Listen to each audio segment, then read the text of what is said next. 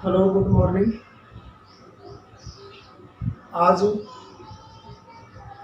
मैं तुम लोग को एक कहानी सुनाता हूँ। पिछले कुछ दिनों से हम लोग बहुत तरह की चीज़ों को क्वांटम मैकेनिक्स में पढ़ रहे हैं। आज एक हम कहानी से शुरुआत करेंगे चीज़ों को। फ्रांस में एक बच्चा जन्म लेता है।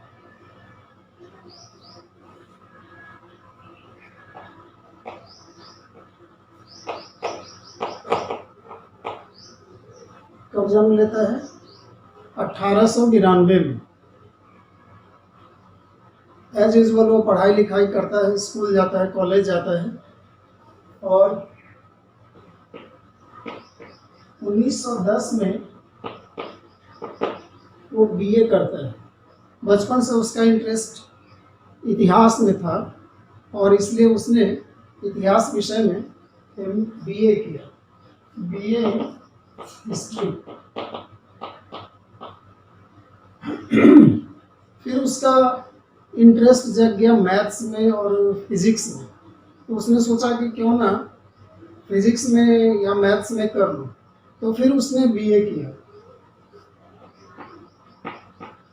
1913 में उसने फिर बीए किया इन फिजिक्स एंड मैथमेटिक्स। तुम्हारे मन में यह प्रश्न आ रहा होगा कि फिजिक्स और मैथ्स में बीए कैसे किया।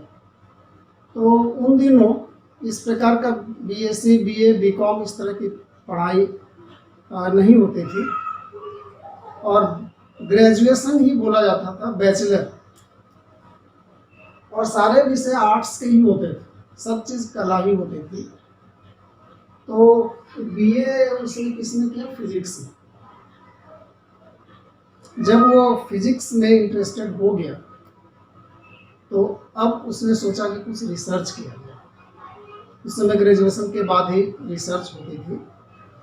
आजकल हम लोग एमएससी कर लेते हैं, एमए कर लेते हैं, तब रिसर्च और पीएचडी करते हैं। तो उस स्टूडेंट ने पीएचडी करने का सोचा।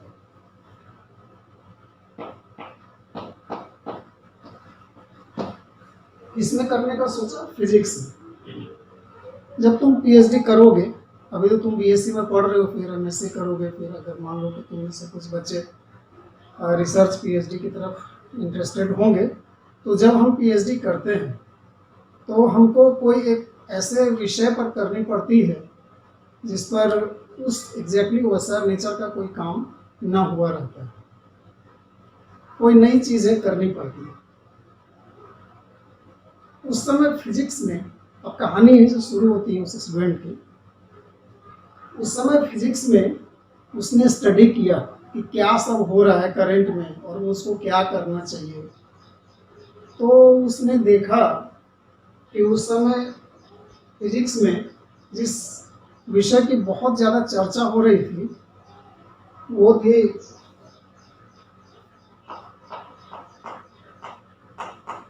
Planck's quantum theory.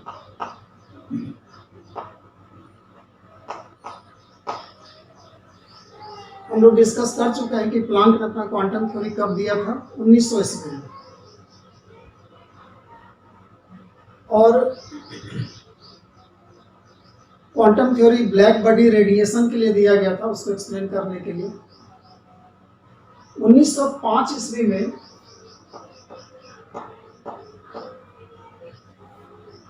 Einstein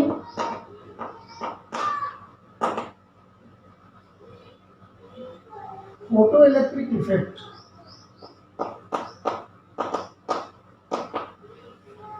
photo electric effect का अध्ययन कर रहा था।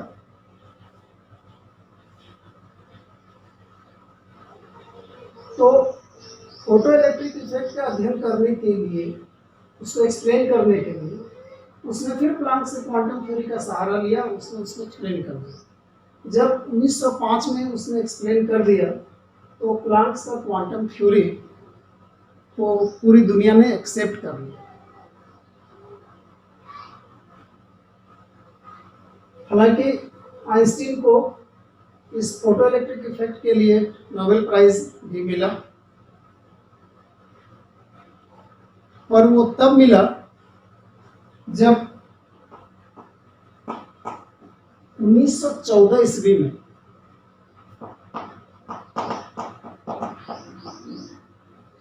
मिलिकॉन ने 1914 में मिलिकॉन ने आइंस्टीन के फोटो इलेक्ट्रिक इफेक्ट को एक्सपेरिमेंटली सही करार दिया। कैसे किया वो मैं पिछले क्लास में बता चुका हूँ। मैं तुमको ये बता चुका हूँ कि प्लांक का क्वांटम थ्योरी जब दिया गया था तो एक कांस्टेंट आता है Planck's constant 6.626 into 10 to the power minus 34 joule second. और आइंस्टीन ने जब फोटो इलेक्ट्रिक इफेक्ट को दिया तो उससे भी हम h का वैल्यू कैलकुलेट कर सकते हैं, और उस h के वैल्यू को वो जो आया था वो 6.570 into 10 to the power minus 34 joule second. इन चीज़ों को मिलिकन ने एक्सपेरिमेंट करके बता दिया थ्योरी को। तो फिर 1918 में जाकर के आइंस्टीन को नोबेल प्राइज मिला। जब प्लांक का क्वांटम थ्योरी पूरी तरह से इस्टेब्लिश हो गया ब्लैक बॉडी रेडिएशन और फोटो इलेक्ट्रिक इफेक्ट को एक्सप्लेन करने के लिए, और तुम कॉम्पटन इफेक्ट भी पढ़ चुके हो, हालांकि कॉम्पटन इफेक्ट काफी बाद में बताया गया था इसलिए मैं उसकी चर्चा यहाँ नहीं कर रहा हूँ। तो जब इन सारी बातों के कारण ये एस्टेब्लिश्ड हो गया तो दुनिया के वैज्ञानिक, दुनिया के जो फिजिसिस्ट थे वो दो ग्रुप में बांट गए। किसके लिए बांट गए, ये सब किसके लिए दिया गया था? तुम जानते हो कि वो दिया गया था नेचर ऑफ रेडिएशन के बारे में। और नेचर ऑफ रेडिएशन के बारे में क्या बोला गया था? जो प्रकाश है, जो विकिरण है, उसमें बहुत सारे वैज्ञानिक ये बोलते थे कि वो वेव है। वेव बोलने के पीछे भी उनका रीजन था। प्रकाश बहुत तरह के प्रॉपर्टीज को शो करता है और उसमें दो प्रॉपर्टीज बहुत ही इंपॉर्टेंट है। एक है व्यतिकरण, जिसको हम इंटरफेरेंस कहते हैं,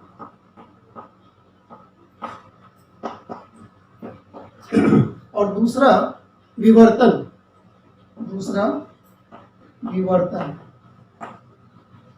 जिसको हम लोग डिफ्रैक्शन कहते हैं।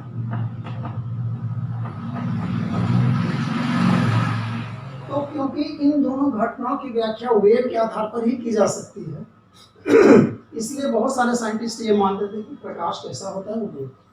पर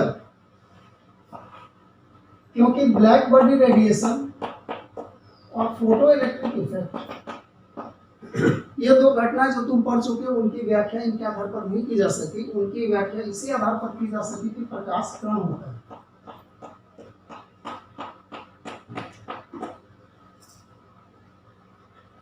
तो कुछ वैज्ञानिक कहते थे प्रकाश को हम कण मानेंगे, कुछ वैज्ञानिक कहते थे प्रकाश को हम वेव मानेंगे। तब इन दोनों ग्रुप के बीच में जो समझौता कराया गया वो किसके द्वारा कराया गया? आइंस्टीन तब तक बहुत प्रसिद्ध हो चुका था, पूरी फिजिक्स की दुनिया उसको बहुत आदर और सम्मान के साथ देखती थी। आइंस्टीन ने ये कहा कि झगड़ा करने से क्या फायदा है, हम उसकी प्रकृति, एक्चुअल प्रकृति के बारे में नहीं जानते हैं, ये एक्सेप्ट करना चाहिए। और इसलिए जब हमको ये पढ़ना पड़ेगा तो हम वेव मान लेंगे, जब हमको ये पढ़ना होगा, इसको एक्सप्लेन करना होगा, तो हम ये मान लेंगे। तो क्यों ना हम ऐसा मान लें कि प्रकाश में द्वैत प्रकृति होती है, ड्यूअल नेचर होता है। और इस प्रकार से पूरी वैज्ञानिक दुनिया इस बात को मानने लगी कि प्रकाश में वेव के गुण तो होते ही हैं, उसमें कण के गुण भी होते हैं। ये सारी चीजें उस समय बहुत करेंट थी। जब वह स्टूडेंट, जिसकी कहानी मैं तुमको सुना रहा हूँ, जब वह स्टूडेंट अपने पीएचडी के लिए अपना कोई टॉपिक सोच रहा था, मन में ढूंढ रहा था कि किस पर रिसर्च करो, तो वो इन चीज़ों को उसने डीपली पढ़ा। बहुत गहराई से पढ़ा, समझा कि ये लोग क्या कह रहे हैं, और तब उसके मन में एक विचार आया। मन में अगर कोई चीज आती है कुछ बेस के आधार पर, तो हम उसको हाइपोथेसिस कहते हैं। तो उसने एक परिकल्पना दी, एक हाइपोथेसिस दिया, कल्पना किया। उसने क्या सोचा वो देखो।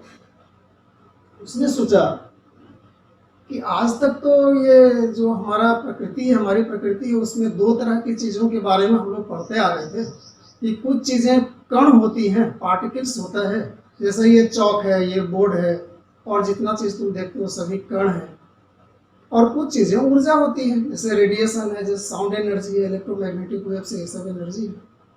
दोनों के अलग अलग प्रॉपर्टीज हैं, दोनों अलग अलग प्रॉपर्टी को शो करते हैं, दोनों के अलग मैथमेटिक्स हैं, दोनों का अलग फिजिक्स है, दोनों का अलग अपना इक्वेशन है। ऐसा करते आ रहे थे। अचानक से ऐसा क्या हो गया कि ये बोल रहे हैं कि रेडिएशन में भी, एनर्जी में भी, वेव में भी पार्टिकल होगा। मतलब अगर ये लोग ऐसा बोल रहे हैं कि वेव में पार्टिकल होगा, तो ऐसा सोचने में क्या हर्ज है कि पार्टिकल में भी वेव होगा। जो पार्टिकल दिख रहा है, जैसे ये चौक दिख रही है, तो मैं ये कहता हूँ कि ये पार्टिकल तो है ही, कण तो है ही, सारे गुण तो इसमें है ही। पर मैं ये कहता हूँ, उस स्टूडेंट ने सोचा कि इसमें पार्टिकल के साथ साथ वेव भी होगा, इसमें वेव भी होगा। अगर वेव में पार्टिकल हो सकता है तो पार्टिकल में भी वेव हो सकता है। बस ये थॉट उसके मन में आया, ये परिकल्पना उसके मन में आई। उसने इसके बारे में लिखा, उसके जो भी अपने विचार थे। जब हम पीएचडी करते हैं तो हम जिन चीजों को लिखते हैं उसको कहते हैं थीसिस। तो उसने एक पीएचडी थीसिस लिखा कि मैं ये कहता हूं कि दुनिया में जितने पार्टिकल्स हैं सब वेव हैं, उसी पर डिटेल में नहीं दिया। और जब तुम जैसे अभी तुम बीएससी पढ़ रहे हो तो कैसे पास करते हो? परीक्षा देते हो, कॉपी चेक होती है, मार्क्स मिलता है, और एक सर्टेन मार्क्स मिलता है, तब तुम पास होते हो और अगली कक्षाओं में जाते हो, तुमको एक डिग्री मिलती है। उसी तरह से पीएचडी में भी लोग थीसिस लिखते हैं और उसको यूनिवर्सिटी में डाल देते हैं, सबमिट करते हैं। यूनिवर्सिटी उसको बड़े बड़े साइंटिस्ट के पास या प्रोफेसर्स के पास भेजती है चेक करने के लिए कि देखो इसमें जो लिखा है उसने सही लिखा है कि नहीं, इसको पीएचडी दी जा सकती है कि नहीं। जिनके पास ये थीसिस गया उन लोगों को मामला कुछ समझ में नहीं आया, वो चीजें उनके सर के ऊपर से निकल गई। उन लोगों को ये समझ में नहीं आया कि यह कैसे कहता है कि इसमें वेव होगा, पंखे में वेव होगा, इलेक्ट्रॉन में वेव होगा, पृथ्वी में वेव होगा, हवाई जहाज में वेव होगा, ट्रेन में वेव होगा। जो आंख से दिख रहा है कि सब कण है, ये कहता है कि उसमें वेव होगा। तो उन लोगों को ये बातें पल्ले नहीं पड़ी, वो लोग समझ नहीं पाए कि इसको हम ओके करें थीसिस को कि नहीं करें। कंफ्यूजन में वो लोग क्योंकि रिजेक्ट भी नहीं करना चाहते थे, तो कंफ्यूजन में उन लोगों ने यूनिवर्सिटी को कहा कि ये बात हम लोग को ज़्यादा क्लियर नहीं हो पा रही है, आप किसी दूसरे ऊंचे प्रोफेसर या साइंटिस्ट के पास भेजिए। तो उस जमाने में सबसे प्रतिष्ठित साइंटिस्ट था आइंस्टीन।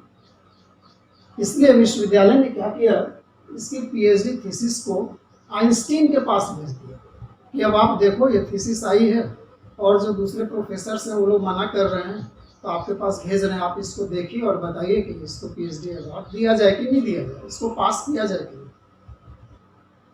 आइंस्टीन उसको थॉरोली स्टडी किया और उसने कहा कि ये बहुत बोल्ड आइडिया है, इसको ओके कर दो। आइंस्टीन के कहने पर यूनिवर्सिटी ने 1924 ईस्वी में उस स्टूडेंट को पीएचडी दे दिया। अभी तक उसको थीसिस मिलने तक का जो मामला था वो केवल कल्पना में था, केवल हाइपोथेसिस था, उसको परिकल्पना कहते हैं। उसका कोई एक्सपेरिमेंटल प्रूफ नहीं था, इसलिए दुनिया इसकी बातों को बहुत गंभीरता से नहीं ले रहे थे कि चलो ठीक है एक लड़के को पीएचडी मिल गया, उससे ज़्यादा कोई बड़ी बात नहीं। अब आइंस्टीन बोल रहा है तो क्या करें, पीएचडी दे दो। इसी बीच क्या हुआ, इस थीसिस में ये लिखा हुआ था कि सभी कण में वेव होते हैं, इलेक्ट्रॉन में भी वेव होता है। उस समय तक दुनिया इलेक्ट्रॉन को कण मानती थी, बोर का थ्योरी आ गया था और इलेक्ट्रॉन को कण मानते थे। तो इस स्टूडेंट ने कहा कि इलेक्ट्रॉन में भी वेव होता है, पर ये स्टूडेंट उसको प्रूफ नहीं कर पाया एक्सपेरिमेंट से, क्योंकि वो थ्योरी में काम कर रहा था। 1927 ईस्वी में 1927 में दो वैज्ञानिक हुए, एक का नाम था डेविसन और दूसरे का नाम था गर्मर। इन दोनों वैज्ञानिकों ने एक्सपेरिमेंट करके दिखा दिया कि यह जो स्टूडेंट बोलता है अपने थीसिस में वो बिल्कुल सही बोलता है, और इनका प्रूफ करना था एक्सपेरिमेंट से कि 1929 में इस स्टूडेंट को नोबेल प्राइज मिला।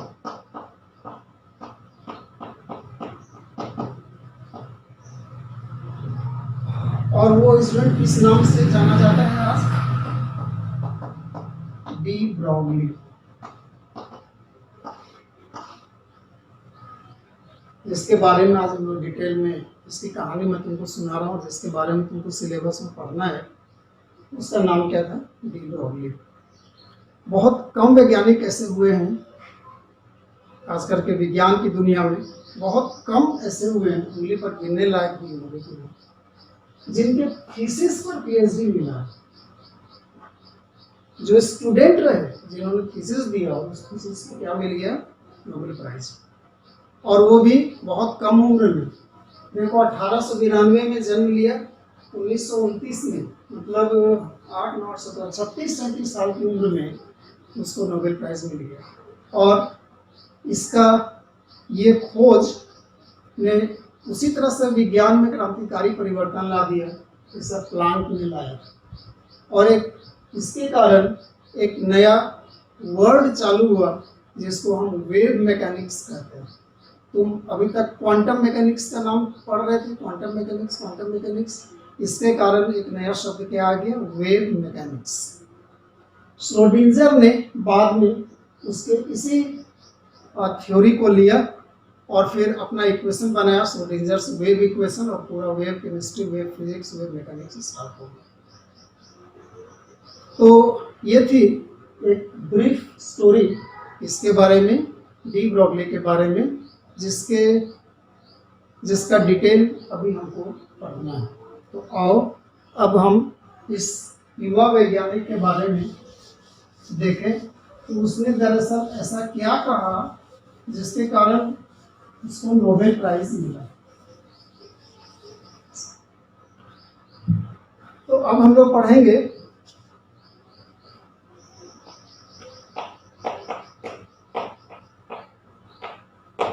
De Broglie's hypothesis.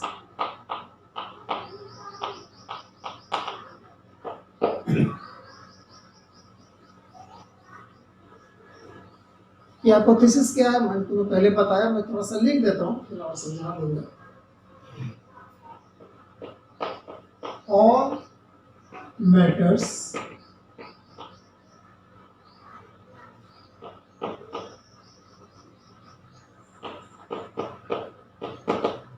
exhibits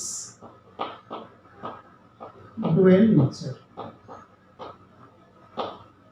प्रत्येक पदार्थ दोहरी प्रकृति को, द्वैत प्रकृति को बताता है। That is both particle nature and as well as wave nature।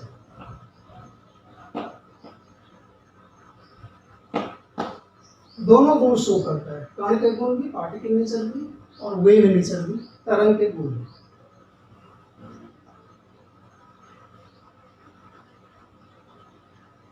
The wave, अब क्योंकि कण में वेव होगा, जैसे मान लो कि ये कोई भी वस्तु है, तो अब इसमें वेव होगा। तो वेव होगा, उस वेव का नाम देना पड़ेगा। तो the wave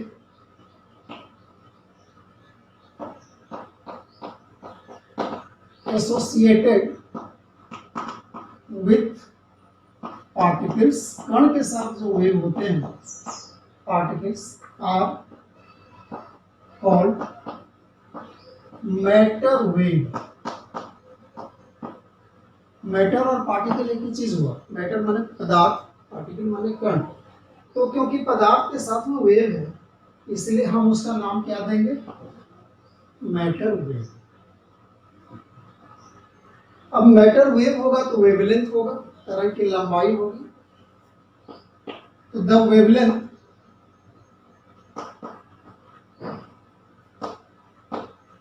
of matter wave is called, the wavelength of matter wave is called de Broglie wavelength, de Broglie wavelength। उस वेवलेंथ को क्या बोलेंगे, जैसे यहां से मान लो यहाँ पर वेवलेंथ है तो इसको क्या बोलेंगे, de Broglie wavelength. This wavelength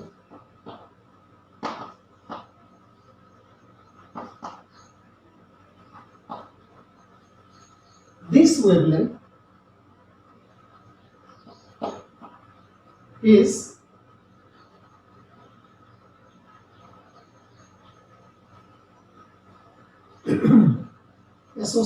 is related with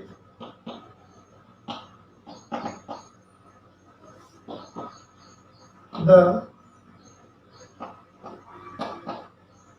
momentum of the particle।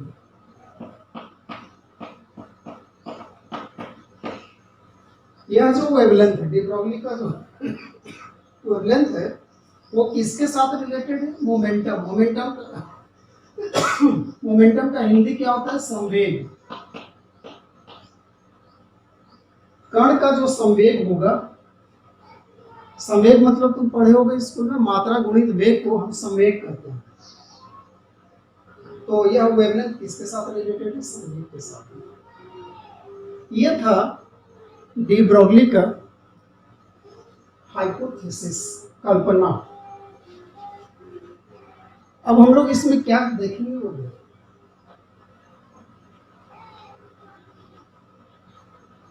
एक नया टर्म हमारे पास आ गया, मैटर वेव। ये इसके पहले वेव हमने और भी बहुत सारा पढ़ा, उसको हम लोग कहते हैं इलेक्ट्रोमैग्नेटिक वेव। तो अभी हम इन दोनों वेव के दोनों शब्दों के बारे में थोड़ा सा देखेंगे। हम इसके पहले अभी हम लोग कंपैरिजन करेंगे। कंपैरिजन क्या कंपैरिजन करेंगे, तुलना किसमें करेंगे,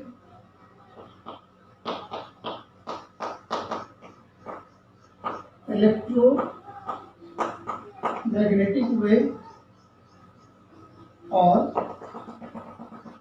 matter wave.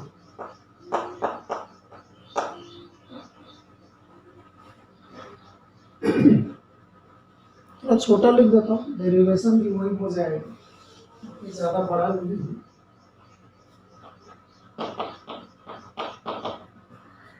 Electromagnetic wave versus matter wave. इसमें हम लोग क्या तुलना करेंगे वो देखो।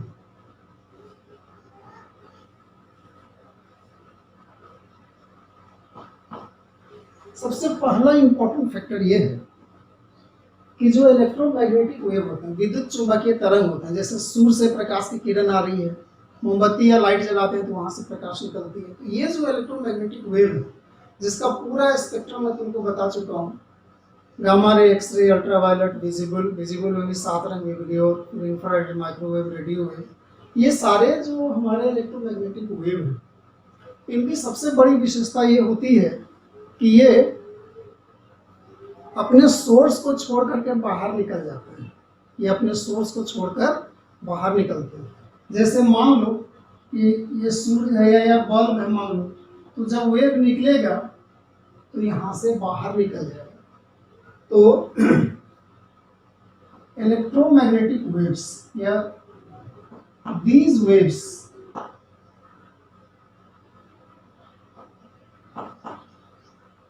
leave their sources, अपने सोर्स को छोड़ करके बाहर निकल जाते हैं। ये चीज यहाँ पर नहीं होती है। मैटर वेव अपने सोर्स को छोड़ करके बाहर नहीं निकलते हैं, वो उसी के साथ रहते हैं। जैसे मान लो कि ये चॉक मूव कर रहा है, सामान्यतः ये है कि मूविंग बॉडी में, मूविंग पार्टिकल्स में वेव रहते हैं, क्योंकि बाद में हम लोग देखेंगे कि अगर वेलोसिटी 0 हो जाएगी तो वेव अनंत हो जाएगा, तो उसकी चर्चा नहीं करेंगे। तो मान लो कि ये वस्तु मूव कर रही है तो इसमें वेव होगा, पर वो इसको छोड़ करके बाहर नहीं निकलेगी। तो हम क्या लिखेंगे? Matter waves do not leave the source, they are associated with them, particle के साथ ही वो बना रहता है, उसको छोड़ करके बाहर नहीं निकलता। दूसरा इंपॉर्टेंट डिफरेंस ये है कि इलेक्ट्रोमैग्नेटिक वेव की जो वेवलेंथ होती है वो वेवलेंथ बड़ी होती है इसकी तुलना में, मैटर वेव की तुलना में। तो the wave these wavelengths, these wavelengths are bigger than that of matter waves. Matter wave की तुलना में ये वेवलेंथ बड़ा होता है। Matter waves have very very short wavelengths,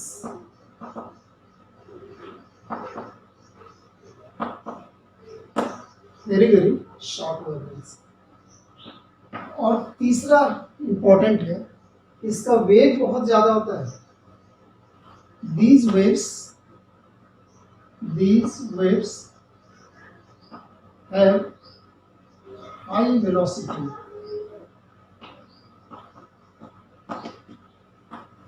or these waves have low velocity।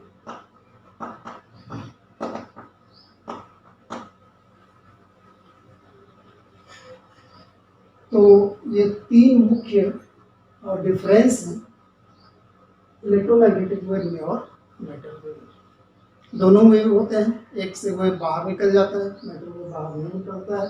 इसका वेलोसिटी भी कम होता है, इसका वेवलेंथ भी बहुत छोटा होता है। बाद में हम लोग देखेंगे कि छोटा वेवलेंथ के कारण ही इसको एक्सपेरिमेंटली डिटेक्ट कर पाना बहुत कठिन होता है। एनीवे, तो हमने पढ़ा कि डी ब्रॉगली का हाइपोथेसिस क्या है, हमने ये पढ़ा कि दोनों वेव में कंपैरिजन क्या है, और अब हम लोग पढ़ेंगे डेरिवेशन। ये डेरिवेशन बहुत इजी है, 2-4 लाइन करेंगे। तो उसको बोलते हैं de Broglie equation.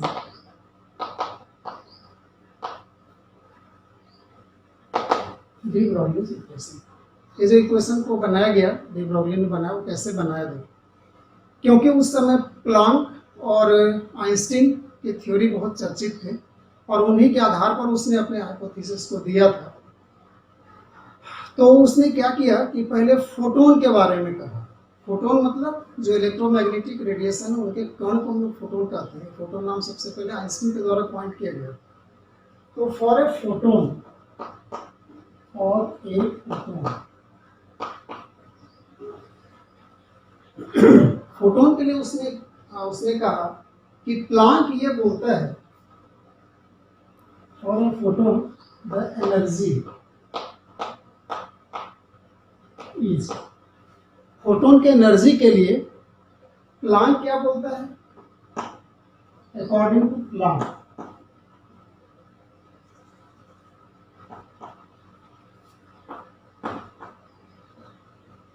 According to Planck, Planck ने फोटोन के बारे में क्या कहा? E बराबर होगा h न्यू। इसको हम लोग डिटेल में पढ़ चुके हैं। जहां पर E क्या है? Energy of the Planck's quanta या प्लांक्स बंडल या फोटोन, H प्लांक्स कांस्टेंट है और न्यू क्या है? उसकी फ्रीक्वेंसी। और आइंस्टीन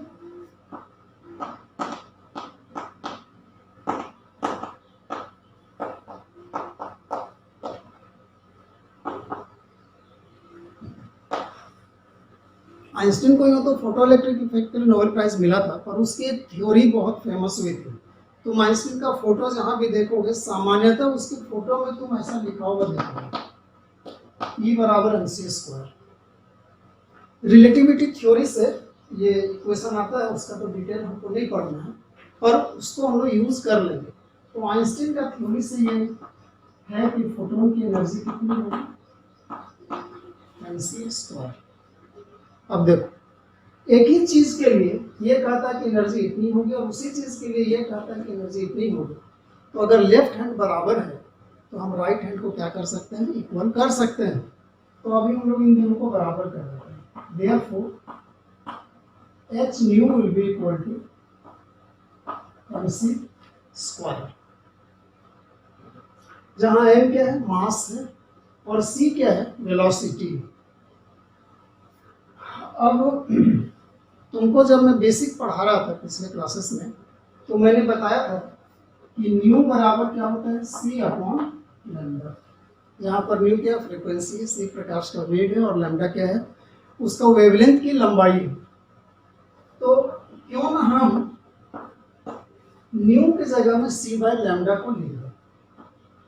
तो c बाय लैम्डा बराबर क्या हो जाएगा? mc square. तो यहाँ से हमको निकालना है दरअसल लैम्डा।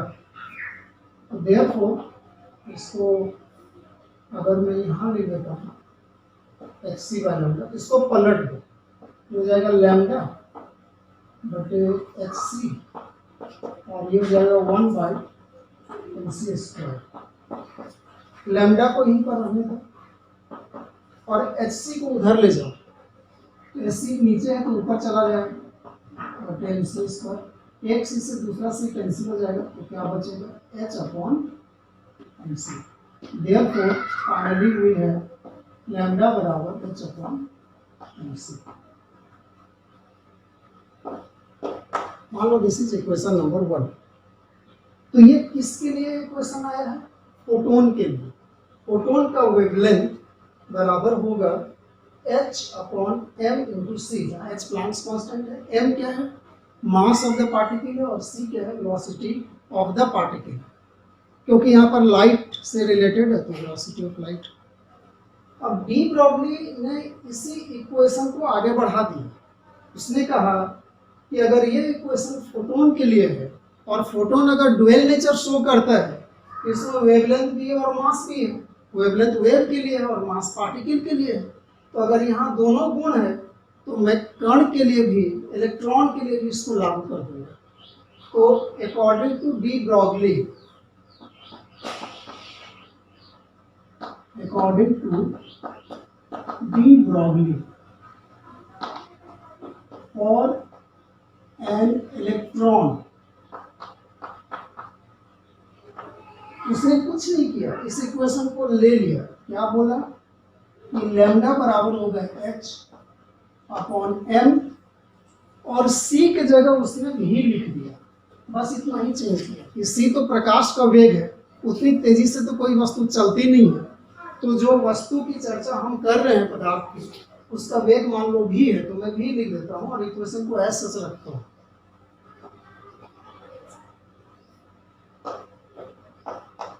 और इसी को हम लोग डी ब्रॉगली इक्वेशन कहते हैं। और तुम जानते हो कि मास गुणित वेग बराबर होता है मोमेंटम या संवेग। इसलिए तुम चाहो तो एक इक्वेशन और लिख सकते हो, लैम्डा बराबर h अपॉन t। लैम्डा बराबर एच अपॉन पी, जहाँ पर पी क्या है, P is equal to M into P is equal to, और इसी को हम लोग डी ब्रोगली इक्वेशन कहते हैं। देखो कितना इजी इक्वेशन है, 2-4 लाइन में ही ये हो जाता है। उसमें भी इतनी चीजें तो आइंस्टीन और प्लांक का ही दिया हुआ है, उसने तो केवल ये एक छोटा सा इक्वेशन दिया और नोबेल प्राइज ले गया। इसलिए बहुत बड़ी बड़ी चीजें जो हुई हैं वो बहुत छोटे छोटे कॉन्सेप्ट जो किसी समय लग रहे हैं उसके आधार पर ही इतनी बड़ी क्रांति हुई। तो ये हमारा लैम्डा बराबर एच अपॉन, अब हमको आगे क्या करना है, हमको आगे करना है इससे रिलेटेड तुमको न्यूमेरिकल्स आते हैं, छोटे छोटे न्यूमेरिकल्स आते हैं। मैं तुमको 2 छोटा छोटा न्यूमेरिकल समझाता हूँ, इसके आधार पर उससे तुम एक और बहुत बड़ी बात समझ पाओगे कि क्यों डी ब्रोगली इक्वेशन को उस समय 1924 में जब वो थीसिस दिया था उस समय तक उसको क्यों नहीं वेरीफाई किया जा सका। उसको वेरीफाई करने में और 3-4 साल लगे, 1927 में वेरीफाई हो पाया था। क्यों ये प्रॉब्लमेटिक था उसकी चर्चा भी वहीं पर हो जाएगी, और तुम्हारा सिलेबस के हिसाब से न्यूमेरिकल से बन जाएगा, एग्जाम में भी आता है, तो उसको तुम थोड़ा ध्यान से देखो।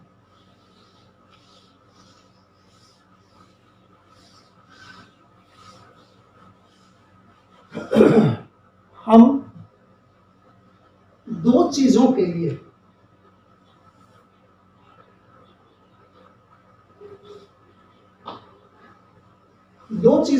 डी ब्रोगली वेवलेंथ को कैलकुलेट करेंगे।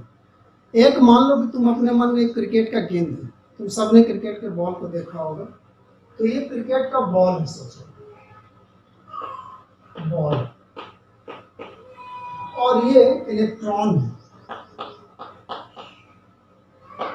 ये तो अपने को दिखता नहीं है पर इलेक्ट्रॉन है, उसका कण है, उसका मास है।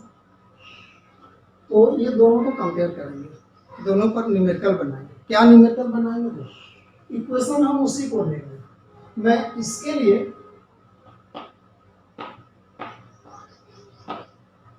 डी ब्रोगली वेवलेंथ का कैलकुलेट करना चाहता हूँ। तो अगर मैं इस बॉल के लिए कैलकुलेट करना चाहता हूँ तो मुझको क्या क्या मालूम होना चाहिए, एच मालूम होना चाहिए, एम मालूम होना चाहिए, वी मालूम होना चाहिए।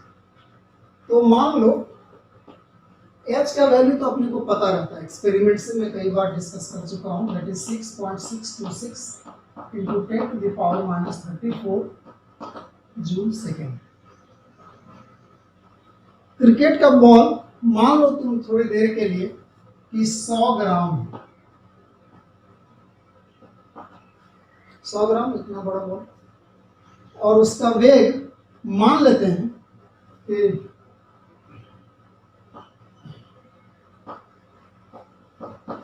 कोई बहुत फास्ट बॉलर है जो 2000 मीटर पर सेकंड की स्पीड से फेंक रहा है। ऐसा आज तक दुनिया में कोई भी बॉलर नहीं हुआ जो इतना स्पीड से फेंक सके, पर फिर भी हम मान लेते हैं कि 2000 मीटर पर सेकंड के वेग से वो फेंक रहा है।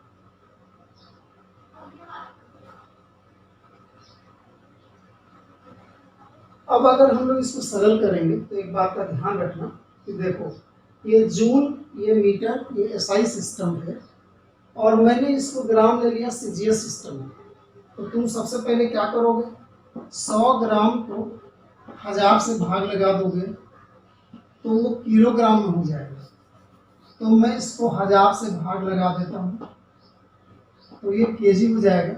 तो केजी, मीटर, जूल सब एक इकाई में हो जाएंगे। और तब अगर तुम ये दोनों जीरो को यहाँ पर काट दोगे तो ये कट जाएगा, इस एक जो जीरो बचेगा उससे इसको काट दो तो ये क्या होगा, देखो 6.626, ये 2 को मैं अलग कर देता हूँ तो यहाँ 100 बचेगा, 2 जीरो, और उसको ऊपर ले जाता हूँ तो 34, और 2 नीचे है तो ऊपर जाएगा तो -2, तो ये हो जाएगा दो से इसमें भाग लोगे तो 2 तिया 6, 2 तिया 6, 2 कम 2, 2 तिया 6 इंटू 10 टू द पावर 34 और 2 36, तो इतना मीटर। यहाँ जूल केजी मीटर सब कैंसिल होकर के केवल मीटर बचता है, हम केवल उसकी चर्चा यहाँ करेंगे। ये इकाई को कैसे सॉल्व करते हैं फिर किसी क्लास में डिटेल समझा दूंगा जब मैं स्पेशली न्यूमेरिकल पर और यूनिट्स के फंक्शन पर आऊँगा तब। अभी तो ये मान करके चलो ये सब कैंसिल होकर क्या बचेगा मीटर। तो लैम्डा का मान कितना हुआ 3.313 into 10 to the power minus 36 metre. अब इलेक्ट्रॉन के लिए कैलकुलेट करते हैं। इलेक्ट्रॉन के लिए भी लैम्डा का मान निकालोगे तो x तो उतना ही रहेगा 6.626 into 10 to the power minus 34 joule second divided by mass of the electron. तो मास ऑफ द इलेक्ट्रॉन तुम याद रखना यह दिया भी जाता है 9.1 into 10 to the power minus 31 KG, ये केजी में दे ही दिया है तो तुमको उसको चेंज करने की जरूरत नहीं पड़ेगी। और ये लगभग होता है 1.2 into 10 to the power 5 metre per second. जो यहाँ पर हमारा 2000 था ना वो है यहाँ पर, क्योंकि इलेक्ट्रॉन का वेग पता है, इलेक्ट्रॉन का मास भी पता है, तो ये डाटा को ही एग्जैक्टली रखा गया है। और इसको जब तुम सॉल्व करोगे तो देखो बाकी चीज को तो मैं ऐसे लिख देता हूँ 6.626 अपॉन 9.1 इंटू 1.2 और 10 को मैं एक्सप्लेन कर देता हूँ। 31 माइनस है 5 प्लस है, 31 में 5 यहाँ घटेगा तो 31 में 5 घटे 26, तो ये हो जाएगा 10 to the power minus 34 divided by 10 to the power minus 26, 26 5 31। और ये सबको जूल केजी सब हट करके सीधा मीटर आ जाता है।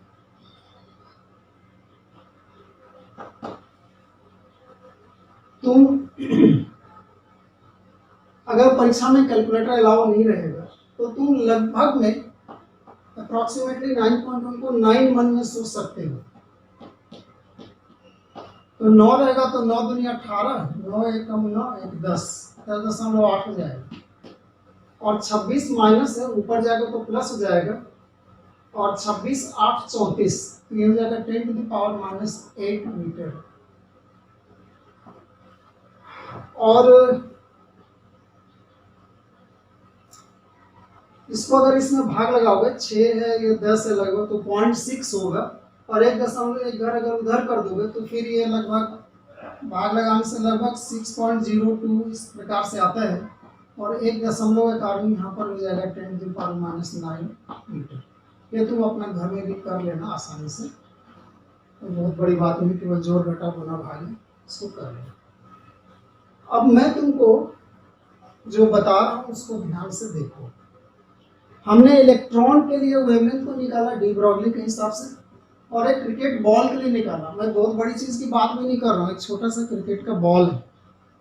और तुम देखो कि दोनों का जो वेवलेंथ कैलकुलेटेड हुआ है उसमें ये वेवलेंथ आया है, उसका रेंज है 10 टू द पावर माइनस 9 और ये आया है 10 टू द पावर माइनस 36।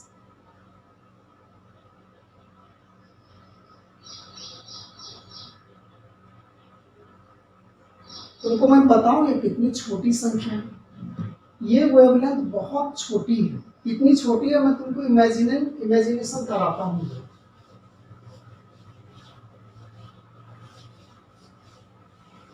तो तुमको थोड़ा समझ में आएगा, इमेजिन करोगे 10 टू द पावर माइनस 36 मतलब होगा 10 टू द पावर माइनस 36 मतलब होगा 1 to the power 10 to the power 36, मतलब एक पर 36 जीरो। जैसे 10 टू द पावर 2 मतलब क्या होता है, एक पर 2 जीरो। 10 टू द पावर 3 मतलब एक पर कितना जीरो, 3 जीरो। तो 36 होगा तो कितना जीरो, 36 जीरो। 1 2 3 4 5 6 7 8 9 10 11 12 13 14 15 16 17 18 19 20 21 22 23 24 25 26 27 28 29 30 31 32 33 34 35 36। इतना मीटर। अब अगर 1/10 रहता है तो हम क्या लिखते हैं 0.1, 1/100 रहता है तो कितना लिखते हैं 0.01, 1/1000 रहता है तो कितना लिखते हैं 0.001। मतलब नीचे जितना शून्य रहता है उससे एक कम शून्य यहाँ पर है दशमलव के बाद।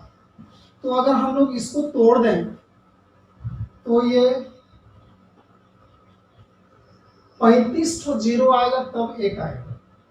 1 2 3 4 5 6 7 8 9 10 11 12 13 14 15 16 17 18 19 20 21 22 23 24 25 26 27 28 29 30 31 32 33 34 35 और ये एक। हम गिनती नहीं गिन सकते। ये इतनी छोटी संख्या है। ये वेवलेंथ, हमें वेवलेंथ को निकालना है, ध्यान दो, डी ब्रॉगली वेवलेंथ को निकालना है एक क्रिकेट के बॉल के लिए। ये इतनी छोटी संख्या है कि उस समय क्या, आज भी और आने वाले पता नहीं कितने वर्षों तक भी हमारे पास कोई भी ऐसा इंस्ट्रूमेंट नहीं है जो इसको मेजर कर सके। तो हमारी आंख उसको क्या समझ पाएगी और हमारा सेंस क्या समझ पाएगा, ये इतनी ज़्यादा छोटी संख्या है। इसलिए जो डेली लाइफ में, प्रतिदिन के लाइफ में जो हमारे पार्टिकल्स मूव करते हैं उनका वेवलेंथ इतना छोटा होता है कि हम किसी भी तरह से उसको नहीं जान सकते एक्सपेरिमेंटली, या फील नहीं कर सकते, या ऑब्जर्व नहीं कर सकते। जैसे हवाई जहाज उड़ रही है तो उसमें भी वेवलेंथ है पर तुमको पता ही नहीं चलेगा। ट्रेन जा रही है, बस जा रही है, हम लोग सब गाड़ी में घूमते रहते हैं, दौड़ते रहते हैं, कोई भी चीज़ मूव कर रही है, सब में वेवलेंथ है। और वो वेवलेंथ सोचो कि जब एक छोटा बॉल के लिए इतनी छोटी राशि है तो हवाई जहाज के लिए क्या होगा और हमारी पृथ्वी के लिए क्या होगा। डी ब्रॉगली के हिसाब से पृथ्वी में भी वेवलेंथ है, पर हम उसको डिटेक्ट भी कर सकते हैं। पर इसीलिए ये प्रॉब्लम था कि उस समय डी ब्रॉगली का हाइपोथेसिस को एक्सपेरिमेंटली चेक नहीं किया सका। पर इलेक्ट्रॉन के लिए हमारा क्या है 10⁻⁹। मतलब अगर हम लोग इलेक्ट्रॉन के लिए अगर देखेंगे तो 0 दशमलव के बाद 8 शून्य लगेगा, 1 2 3 4 5 6 7 8। और ये जो वेवलेंथ है ये भी छोटी है नो डाउट, पर ये एक्सरे के रेंज में, एक्सरे गामा रे ये सब के बारे में हम लोग पढ़ चुके हैं। एक्सरे का जो वेवलेंथ का जो रेंज होता है उस रेंज में ही आ जाता है। तो एक्सपेरिमेंट करना थोड़ा इजी है। अगर हमारा एक्सरे अगर डिफ्रैक्शन पैटर्न दे सकता है, क्योंकि एक्सरे के बारे में कंफर्म है कि ये वेव है, क्योंकि ये इंटरफेरेंस भी देता है और डिफ्रैक्शन भी देता है। तो प्रश्न ये उठा, डेविसन और गर्बर ने जो एक्सपेरिमेंट किया था उन्होंने ऐसा ही सोचा कि ये रेंज तो इसी के रेंज में है, तो अगर एक्सरे दे सकता है, तो अगर ये वेव कह रहा है, डी ब्रॉगली कह रहा है कि ये वेव है, इलेक्ट्रॉन वेव है, तो वेव को भी डिफ्रैक्शन और इंटरफेरेंस देना चाहिए। तुम सॉलिड स्टेट में बीएससी फर्स्ट ईयर में ब्रैग्स इक्वेशन पढ़े होगे। ब्रैग्स इक्वेशन में हम लोग क्या करते हैं, क्रिस्टल के डिफरेंट प्लेन्स के बीच की दूरी को निकालते हैं। ब्रैग इक्वेशन, ब्रैग एक्सपेरिमेंट पढ़े होगे, इसमें एक्सरे का उपयोग करते हैं। एक्सरे के उपयोग से हम क्रिस्टल में दो प्लेन के बीच की दूरी को निकालते हैं। तुम ब्रैग इक्वेशन में, ब्रैग्स इक्वेशन अगर तुमको याद होगा तो 2D साइन थीटा बराबर L लैम्डा ऐसा करके तुमने पढ़ा होगा। तो हम यहाँ से D का मान निकालते हैं और ये लैम्डा किसका लिया गया है, एक्सरे का लिया गया। और ये उसी आधार पर होता है कि डिफ्रैक्शन होता है, डिफ्रैक्शन पैटर्न देता है। तो इन्हीं सब बातों को सोच करके डेविसन और गर्बर ने क्या किया कि इलेक्ट्रॉन को वेव जैसा ट्रीट किया। तो अब हम लोग देखेंगे कि डेविसन और गर्बर ने क्या किया। बहुत छोटा सा, छोटे रूप में उसको अपने को जानना है। Experimental proof, experimental verification of de Broglie hypothesis किसके द्वारा किया गया? Davisson and Germer. कब किया गया? 1927 में। तो उन लोगों ने क्या किया था?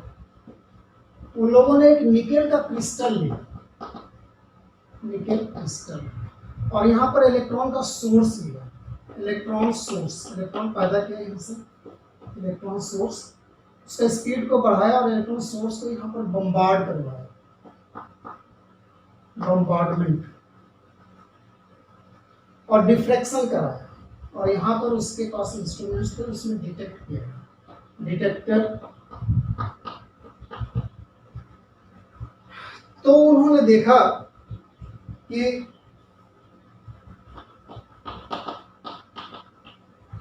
Diffraction pattern was similar to X-rays। जैसा एक्सरे में डिफ्रैक्शन होता है वैसा ही इलेक्ट्रॉन में भी हुआ निकेल क्रिस्टल की मदद से। और जब दोनों का डिफ्रैक्शन पैटर्न को देखा गया कि मैच कर रहा है, और याद रखो, याद करो कि डिफ्रैक्शन पैटर्न किसकी विशेषता है? वेव की। तो अगर यहाँ डिफ्रैक्शन पैटर्न हमको इलेक्ट्रॉन के कारण मिल रहा है, इसका मतलब इलेक्ट्रॉन में वेव है, तभी तो वो दे पा रहा है। पार्टिकल डिफ्रैक्शन नहीं देते हैं, वेव्स डिफ्रैक्शन देते हैं। तब इस एक्सपेरिमेंट से ये बिल्कुल स्टैब्लिश हो गया, ये प्रूफ हो गया कि इलेक्ट्रॉन में क्या होता है, वेव होता है। और तब जाकर के डी ब्रॉगली को 1929 में नोबेल प्राइज मिला, और एक नया केमिस्ट्री, नया फिजिक्स, नया मैकेनिक्स स्टार्ट हुआ, जिसको हम वेव मैकेनिक्स या वेव फिजिक्स या वेव केमिस्ट्री कहते हैं। और इसी इक्वेशन को लेकर के श्रोडिंगर ने अपना इक्वेशन दिया, जो हम लोग नेक्स्ट क्लास में पढ़ेंगे। तो मैं उम्मीद करता हूँ कि डी ब्रॉगली की कहानी तुमको इंटरेस्टिंग लगी होगी। उसकी कहानी से हम ये कई बातों को समझ सकते हैं कि हमको जिसमें इंटरेस्ट है उसमें अगर हम लोग रिसर्च करें तो और ज़्यादा अच्छा हम कर सकते हैं। दूसरी बात हम ये सीख सकते हैं कि बहुत बड़े बड़े आविष्कार जो हुए हैं वो बहुत छोटे छोटे कॉन्सेप्ट से हुए हैं। जो आज हमको छोटे दिख रहे हैं, इस ज़माने में वो कॉन्सेप्ट बहुत रेगुलाइजिंग क्रांतिकारी विचार रहे होंगे। जैसे प्लांक के द्वारा ये कहना कि प्रकाश निकलता तो वो कण के रूप में निकलता है, डी ब्रॉगली के द्वारा ये कहना कि जो कण है उसमें वेव है। ये आज हमें बहुत छोटी बातें लगती है, पर इन्होंने विज्ञान की दिशा को बदल दिया। अगले क्लास में तुम श्रोडिंगर वेव इक्वेशन पढ़ के आना। दरअसल तुम्हारा क्वांटम केमिस्ट्री वहीं से एक्चुअली में स्टार्ट होता है, इसको हम नेक्स्ट क्लास में पढ़ेंगे। Thank you.